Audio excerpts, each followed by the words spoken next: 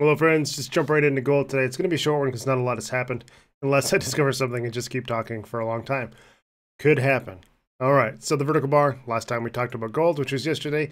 As you can see, things have been a little bit volatile. And I was hoping that this double top here on the 1315, you can see the resistance here and here, was going to help us consolidate. But we actually set a new lower low on the 15-minute time frame and then a higher high. So instead of a tightening range, we're seeing an expanding range.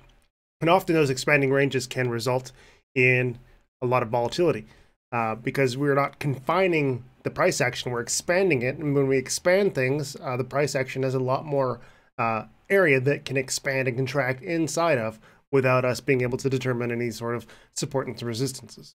So it's basically the Wild West of price discovery inside a pattern until you get a new pattern. So short term, 15-minute time frame, we don't really have any idea what's going on, because there's a lot of chop. So all we can hope for is that we can either hold this 1312 and this can act as a new area of support inside this volatility and we start to see some sort of semblance of order, or we don't. And when we don't have anything on the 15-minute time frame, we have to step back to the hourly to see what's going on there. And you can try to paint a picture here. It's a little bit ugly. I'm going to go ahead and delete that vertical bar.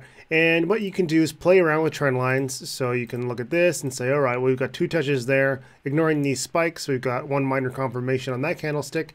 And then we can go down and try and connect some dots.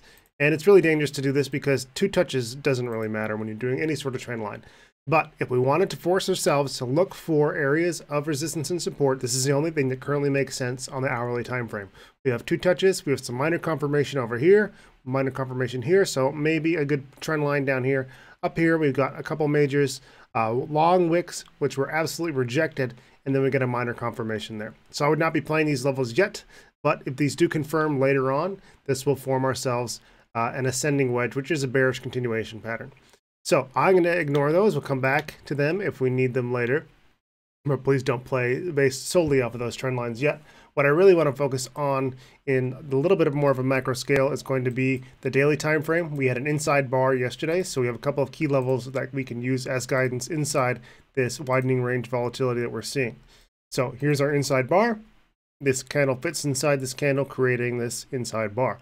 When inside bars break, they tend to show direction, at least a short term, and what the price discovery directionality is going to be. So here's our key levels, 1316, 1310, and if we go back to our 15-minute time frame, see how this lines up. There's our peak, there's our low, and we're going to wait until this widening range sort of picks a direction and crosses one of those big thresholds.